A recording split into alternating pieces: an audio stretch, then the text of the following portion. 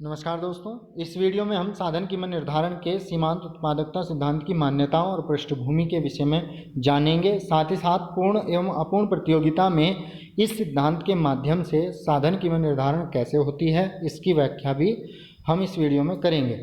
अंत में अपूर्ण प्रतियोगिता में श्रम का एकाधिकारिक शोषण क्यों उत्पन्न होता है और इसकी माप कैसे की जाती है, इसकी व्याख्या भी हम इस वीडियो में करेंगे। आइए शुरू करते हैं। सीमांत उत्पादकता सिद्धांत की मान्यताएं। साधन एवं वस्तु बाजार में पूर्ण प्रतियोगिता पाई जाती है। उत्पत्ति के साधनों की इकाइयां समरूप एवं पूर्ण स्थानापन्न होती हैं, यानी कि उत्पत्ति के साधनों की सभी इकाइयां सभी दृष्टि से एक समान होती हैं और इसीलिए वे पूर्ण स्थानापन्न भी होती हैं, अर्थात उनका एक दूसरे के स्थान पर इस्तेमाल सरलतापूर्वक और स्वतंत्रतापूर्वक किया जा सकता है। परिवर्तनशील साधन की कीमत की जानकारी प्रत्येक उत्पादक को होती है। उत्पादक का उद्देश्य लाभ को अधिकतम करना होता है। उत्पत्ति ह्रास नियम लागू रहता है, यानी कि जैसे जैसे उत्पादन की अतिरिक्त इकाइयाँ प्राप्त की जाती हैं, उत्पादित की जाती हैं, तो लागत जो है बढ़ती दर से बढ़ती है। पूर्ण रोजगार स्तर का विद्यमान रहना, यानी सभी उत्पत्ति साधनों को रोजगार प्राप्त रहता है, वे सभी के सभी किसी न किसी आर्थिक गतिविधि में संलग्न रहते हैं। सीमांत उत्पादकता सिद्धांत की पृष्ठभूमि। वितरण का सीमांत उत्पादकता सिद्धांत उत्पादन के साधनों का पारिश्रमिक निर्धारित करने का एक महत्वपूर्ण सिद्धांत है। इसे वितरण का केंद्रीय सिद्धांत भी कहा जाता है। इस सिद्धांत का प्रतिपादन सन 1894 में विक्सटीड, वालरस और जेबी क्लार्क ने किया था। बाद में श्रीमती जॉन रॉबिन्सन एवं प्रोफेसर जे.आर. हिक्स ने इसे आधुनिक रूप में विकसित किया। श्रीमती जॉन रॉबिन्सन और जे.आर. हिक्स ने इस सिद्धांत की एक मान्यता को हटा दिया कि वस्तु बाजार में पूर्ण प्रतियोगिता होती है। इन्होंने वस्तु बाजार में अपूर्ण प्रतियोगिता माना और साधन बाजार में पूर्ण प्रतियोगिता को, और तब इस सिद्धांत को इन्होंने उस दशा में लागू किया। तो ये इनका योगदान रहा इस सिद्धांत में। सीमांत उत्पादकता सिद्धांत की व्याख्या। इस उपशीर्षक के अंतर्गत हम उन संप्रत्यों, उन अवधारणाओं, उन कॉन्सेप्ट्स को समझेंगे जिनके आधार पर इस सिद्धांत के माध्यम से साधन कीमत निर्धारित की जाती है। और फिर उसके बाद में हम रेखाचित्र और तालिकाओं के माध्यम से इस सिद्धांत की व्याख्या करेंगे और ये समझेंगे कि साधन कीमत निर्धारण कैसे होता है। चलिए शुरू करते हैं इसको। सीमांत उत्पादकता सिद्धांत यह बताता है कि एक साधन की कीमत उसकी उत्पादकता पर निर्भर होती है और सीमांत उत्पादकता द्वारा निर्धारित होती है। यानी कि इसमें दो पार्ट हो गए यहाँ पर। एक तो ये कि साधन की कीमत उत्पादकता पर निर्भर होती है और दूसरा है कि जो साधन की कीमत है उसका निर्धारण सीमांत उत्पादकता के आधार पर होता है। यानी कि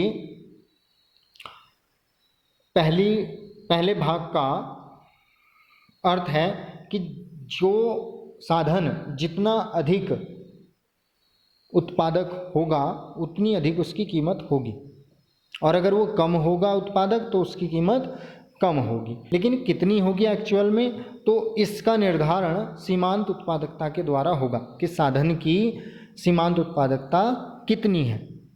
साधन की सीमांत उत्पादकता के बराबर ही उत्पादक को कीमत दी जाएगी। साधनों की मांग उत्पादक द्वारा इसलिए की जाती है क्योंकि साधनों में वस्तुओं को उत्पादित करने की क्षमता होती है। साधनों की जो मांग होती है वो व्युत्पन्न मांग होती है। जैसे जैसे वस्तुओं की मांग बढ़ती है वैसे ही इनकी भी मांग, यानी कि साधनों की भी मांग बढ़ती है, और वस्तुओं को बेचने से उत्पादक को कीमत प्राप्त होती है, आय प्राप्त होती है, और उस आय में इन साधनों का भी हिस्सा होता है। तो इसलिए इनको भी कुछ हिस्सा दिया जाता है जो इनका बैठता है, जिसके ये अधिकारी हैं, और वो हिस्सा इनकी सीमांत उत्पादकता के द्वारा निर्धारित होता है। अब यहाँ पर बात है कि सीमांत उत्पादकता क्या होती है। ठीक है, लेकिन उससे पहले ये है कि सीमांत उत्पादकता के बराबर ही क्यों दिया जाता है। इनको जो कीमत दी जाती है, इनको जो मूल्य दिया जाता है, वो सीमांत उत्पादकता के बराबर ही क्यों दिया जाता है, औसत उत्पादकता के बराबर क्यों नहीं। तो इसका जवाब सीधा सा है कि फर्म का जो लाभ होता है, यानी जो अधिकतम लाभ की स्थिति होती है, उसका निर्धारण सीमांत उत्पादकता के आधार पर ही होता है। दूसरे शब्दों में हम ये कह सकते हैं कि एक फर्म को अधिकतम लाभ तब होता है जब साधन की सीमांत उत्पादकता और साधन को दी जाने वाली कीमत परस्पर बराबर हो जाती है। अगर साधन की सीमांत उत्पादकता साधन को दी जाने वाली कीमत से अधिक होगी तो फर्म उस साधन की अतिरिक्त इकाइयों का इस्तेमाल करेगी, यानी कि अपने उत्पादन प्रक्रिया में अतिरिक्त साधन इकाइयों को नियोजित करेगी और तब तक बढ़ाती जाएगी साधन इकाइयों का नियोजन जब तक कि सीमांत उत्पादकता घटकर साधन की कीमत के बराबर नहीं हो जाती।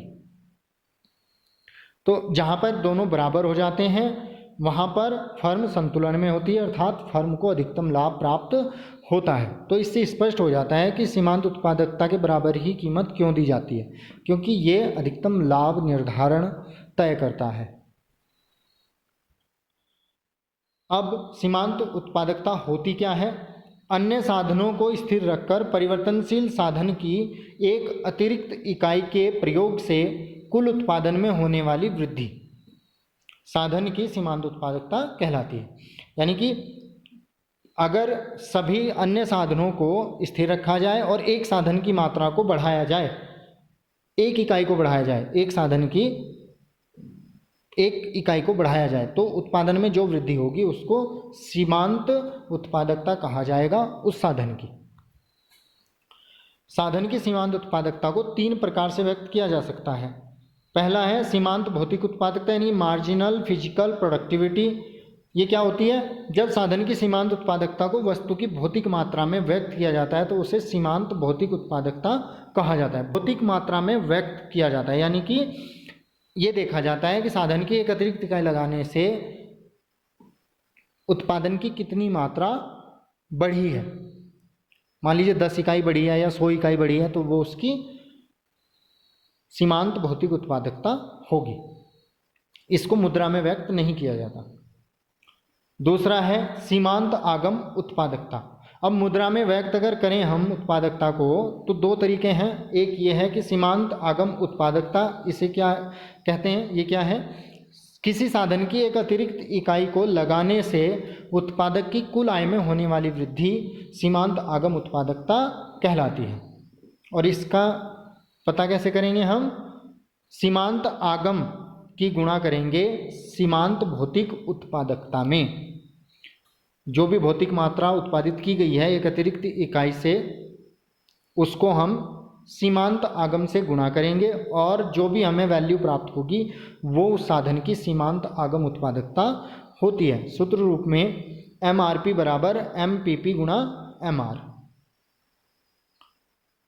तीसरा जो तरीका है सीमांत उत्पादकता को मापने का वो है सीमांत मूल्य उत्पादकता या सीमांत उत्पादकता का मूल्य। परिवर्तनशील साधन की सीमांत भौतिक उत्पादकता को वस्तु की कीमत से गुणा करने पर सीमांत मूल्य उत्पादकता या सीमांत उत्पादकता का मूल्य प्राप्त हो जाता है।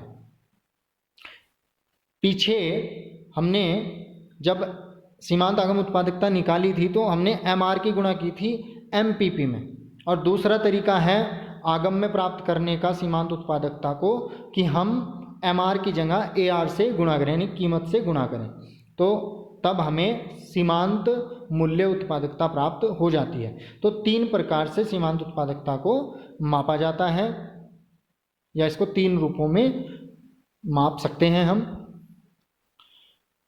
पूर्ण प्रतियोगिता में सीमांत आगम MR मार्जिनल रिवेन्यू और औसत आगम एवरेज रिवेन्यू बराबर होते हैं, इसलिए मार्जिनल फिजिकल प्रोडक्टिविटी गुणा मार्जिनल रिवेन्यू और मार्जिनल फिजिकल प्रोडक्टिविटी गुणा एवरेज रेवेन्यू बराबर होते हैं, यानी कि सीमांत आगम उत्पादकता और सीमांत मूल्य उत्पादकता दोनों बराबर होते हैं, क्योंकि एमआर और एआर पूर्ण प्रतियोगिता में बराबर होते हैं। लेकिन अन्य स्थितियों में जैसे कि एकाधिकार, द्वैधिकार, अल्पाधिकार, अपूर्ण प्रतियोगिता या एकाधिकारात्मक प्रतियोगिता या अन्य कोई रूप बाजार का, उन सभी में क्या होता है कि सीमांत आगम जो होता है वो कम होता है औसत आगम की तुलना में, और ये दोनों ही नीचे की ओर गिरते हुए होते हैं। एमआर तेजी से नीचे की ओर गिरता है और एआर थोड़ा धीमे से, यानी कि एआर एमआर के ऊपर स्थित रहता है गिरती हुई स्थिति में। इसलिए एमआरपी यानी कि जो मार्जिनल रेवेन्यू प्रोडक्टिविटी है वो कम होती है वैल्यू ऑफ मार्जिनल प्रोडक्टिविटी के, यानी कि सीमांत आगम उत्पादकता कम होती है सीमांत मूल्य उत्पादकता के, या ये कह लीजिए कि सीमांत उत्पादकता के मूल्य से कम होती है सीमांत आगम उत्पादकता। साधन नियोजन की दृष्टि से एक उत्पादक के संतुलन की शर्त है, यानी कि एक उत्पादक संतुलन में कब होता है, ये हम पहले भी बता चुके हैं कि सीमांत साधन लागत, और यानी कि लागत का मतलब यहाँ पर साधन लागत का मतलब है कीमत से जो साधन को दी जाती है। सीमांत साधन लागत और साधन की सीमांत आगम उत्पादकता जहाँ पर बराबर हो जाते हैं वहाँ पर उत्पादक जो होता है वो संतुलन में होता है। अल्पकाल में साधन नियोजन की दृष्टि से संतुलन की स्थिति में एक उत्पादक को हानि, लाभ अथवा सामान्य लाभ प्राप्त हो सकता है। इनमें से उसे कुछ भी लाभ प्राप्त हो सकता है, हानि भी हो सकती है, लाभ भी हो सकता है और सामान्य लाभ भी अल्पकाल में। लेकिन इसका निर्धारण कैसे होता है कि लाभ हो रहा है या हानि हो रही है, तो इसका निर्धारण होता है औसत साधन लागत और औसत आगम उत्पाद के अंतर से।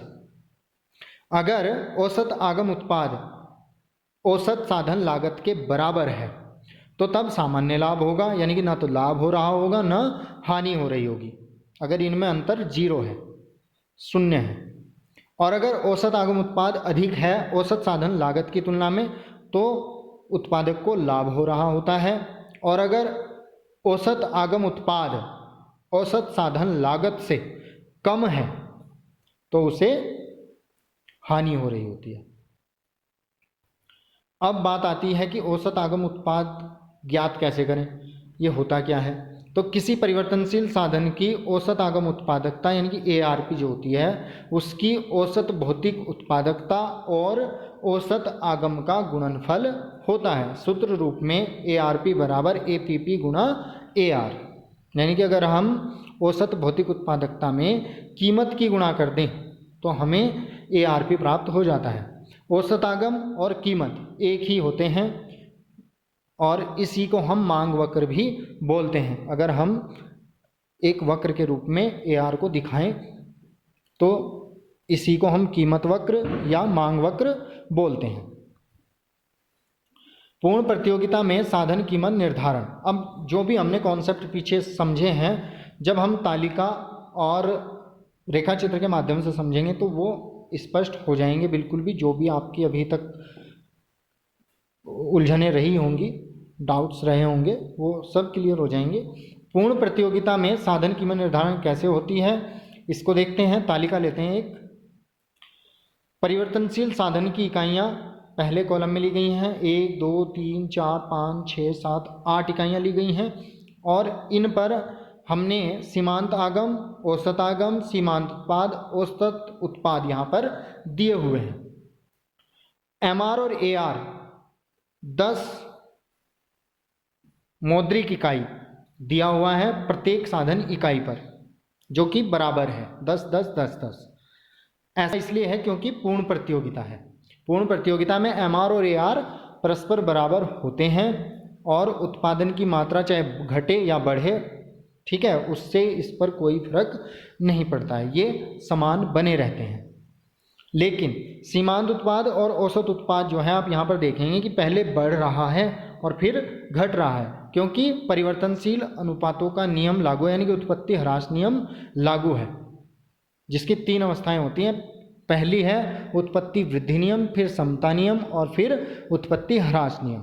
तो उसी के अंतर्गत ये क्या है कि पहले एमपी जो है वो बढ़ रहा है, 10 हुआ, 12, फिर 14, फिर 16, फिर स्थिर रहा है, फिर 16 रहा है, फिर घटना शुरू हो गया है। और इसी तरह से एपी भी पहले बढ़ रहा है फिर घट रहा है। तो ये परिवर्तनशील अनुपातों के नियम के आधार पर एमपी और एपी यहाँ पर दिए गए हैं। लेकिन यहाँ पर आप साफ साफ देख सकते हैं कि एमपी जो है वो तेजी से यानी कि बढ़ रहा है और तेजी से ही घट रहा है एपी की तुलना में। अब हम इनके आधार पर एमआरपी, वीएमपी और एआरपी की गणना करेंगे। जब हमें एमआरपी पता करनी हो तो हम एमपी गुणा एमआर करेंगे और प्रत्येक साधन इकाई के लिए एमआरपी प्राप्त कर लेंगे, जैसे कि आप यहाँ पर देख सकते हैं। 10.100 और 12.120 इसी तरह से आप गुणा कर सकते हैं एमआर और एमपी की, आपको ये एमआरपी प्राप्त हो जाएगा। इसी प्रकार से हम जब वीएमपी ज्ञात करना हो हमें तो हम एमपी और एआर की गुणा करेंगे और प्रत्येक साधन इकाई के लिए हमें वीएमपी प्राप्त हो जाएगा, यानी कि सीमांत उत्पाद का मूल्य प्राप्त हो जाएगा। और जब हम औसत आगम उत्पाद ज्ञात करना हो हमें तो एपी और एआर की गुणा करेंगे और इस प्रकार से हमें एआरपी यानी कि औसत आगम उत्पाद प्राप्त हो जाएगा। औसत आगम उत्पाद का प्रयोग हम लाभ हानि की स्थिति को देखने के लिए करेंगे और एमआरपी और वीएमपी का इस्तेमाल हम, खासकर एमआरपी का इस्तेमाल हम संतुलन स्थिति को देखने के लिए करते हैं। तो यहाँ पर आप देख सकते हैं कि वीएमपी और एमआरपी दोनों समान हैं प्रत्येक साधन इकाई पर, जबकि एआरपी जो है पहले बढ़ रहा है लेकिन फिर घटना शुरू हुआ है, लेकिन प्रत्येक साधन इकाई की छठी इकाई तक, 5वीं इकाई तक क्या है, ये नीचे बना हुआ है, वीएमपी और एमआरपी से कम है और छठी इकाई से ये एमआरपी और वीएमपी की तुलना में अधिक हो गया है। अब हम रेखा चित्र के माध्यम से इनको देखते हैं। तो यहाँ पर एमआरपी और वीएमपी जो हैं बराबर हैं, इसलिए ये एक ही वक्र है और ये पहले बढ़ता हुआ है फिर नीचे की ओर गिरता हुआ है। एडब्ल्यू और एमडब्ल्यू ये यहाँ पर हमारा जो एक्स अक्ष पर हमने दिखाया परिवर्तन साधन की इकाइयाँ, ये हमारी श्रम की इकाइयाँ हैं और जब श्रम की इकाइयाँ हैं तो ये ऊपर मजदूरी दी गई है, यानी कि वेज, डब्ल्यू का मतलब है वेज, मजदूरी। तो एडब्ल्यू एवरेज वेज और ये मार्जिनल वेज।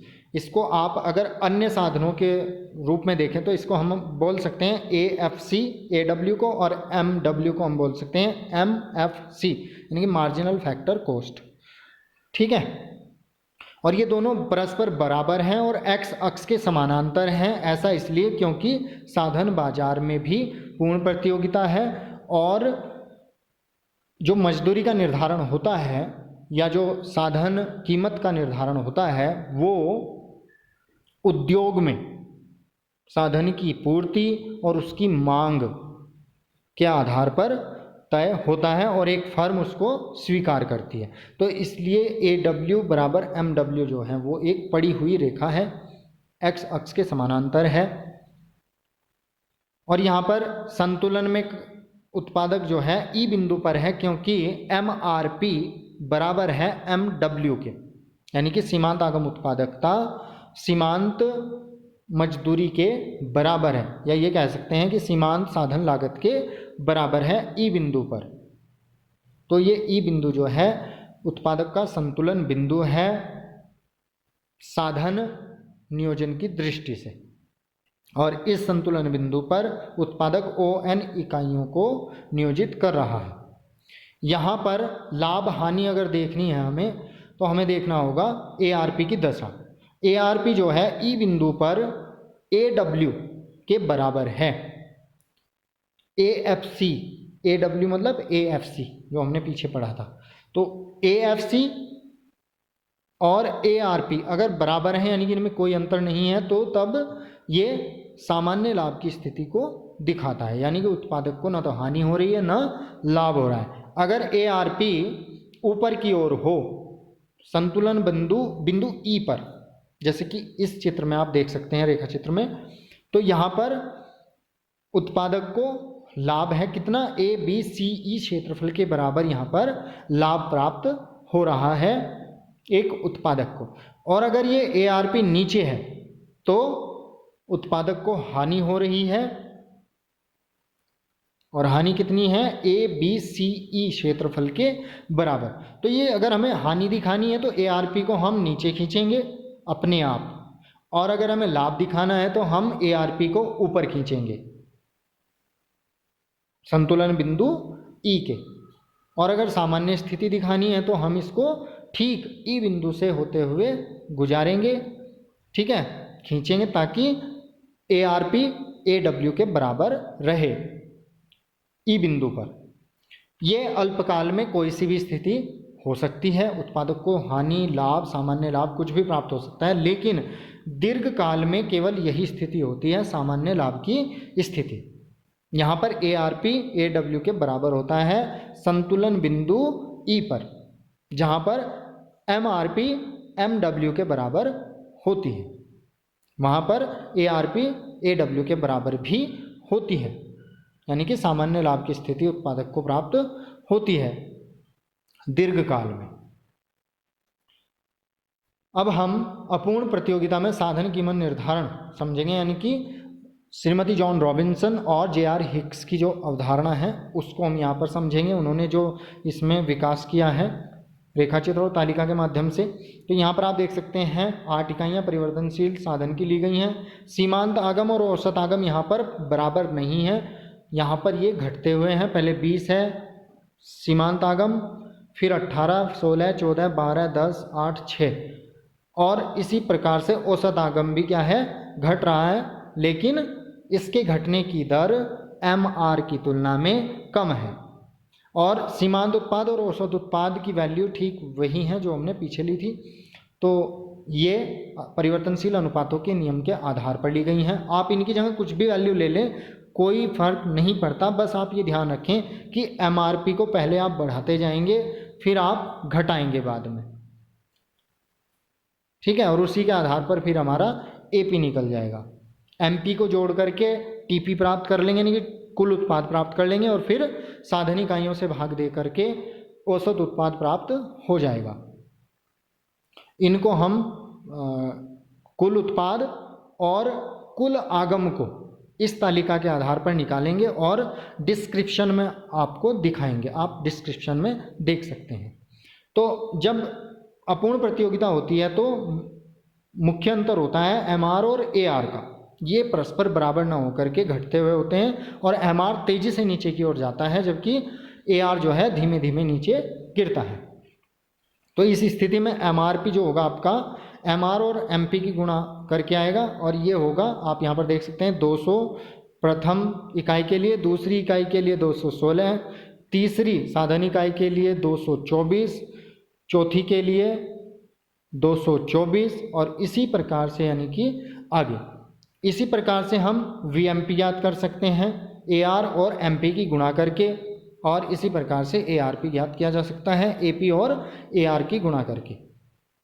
तो यहाँ पर भी आप देखेंगे कि MRP जो है वो VMP की तुलना में क्या है, कम है। MRP नीचे है VMP के। शुरू में ये 200 हैं तीनों ही, लेकिन बाद में इनमें अंतर क्रिएट होता है। और ARP क्या है, ARP पहले MRP और VMP दोनों से क्या है, कम बना हुआ है, लेकिन बाद में ये इनसे अधिक हो जाता है। रेखा चित्र में देखते हैं, ये सामान्य लाभ की स्थिति होगी, यानी कि सामान्य लाभ की स्थिति ठीक वैसी होगी जैसी वो, बस यहाँ पर क्या हो जाएगा, MRP बराबर VMP अलग अलग हो जाएंगे, यानी कि ये बराबर नहीं है, इसलिए VMP जो है थोड़ा ऊपर चला जाएगा, लेकिन बाकी सभी चीज़ें वही रहेंगी सेम जैसे कि पूर्ण प्रतियोगिता में था। MRP बराबर MW मतलब E बिंदु पर संतुलन, और ARP और AW का अंतर यहाँ पर इस रेखा चित्र में 0 है, तो इसलिए यहाँ पर सामान्य लाभ स्थिति है। और अगर ARP ऊपर है तो ABCE ये लाभ का क्षेत्र हो गया, और अगर नीचे है ARP तो ये हानि का क्षेत्र हो गया, यानी कि हानि की स्थिति हो गई।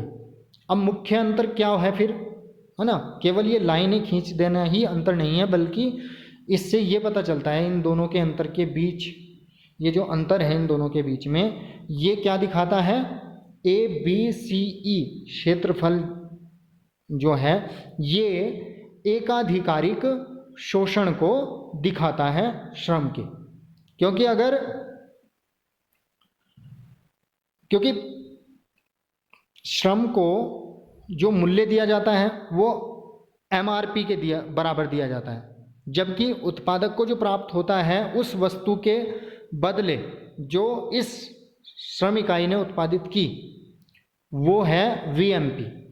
तो इन दोनों के बीच में, यानी कि जो मिलना चाहिए था श्रम को पारितोषिक, वो मिलना चाहिए था NC के बराबर या OB के बराबर, लेकिन उसको मिलता है NE या OA के बराबर, क्योंकि MRP के बराबर ही, यानी कि सीमांत आगम उत्पाद के बराबर ही श्रम को पारिश्रमिक दिया जाता है, इसलिए ये अंतर यहाँ पर क्रिएट होता है। और ये जो CE के बराबर अंतर है या AB के बराबर अंतर है, ये प्रति श्रम इकाई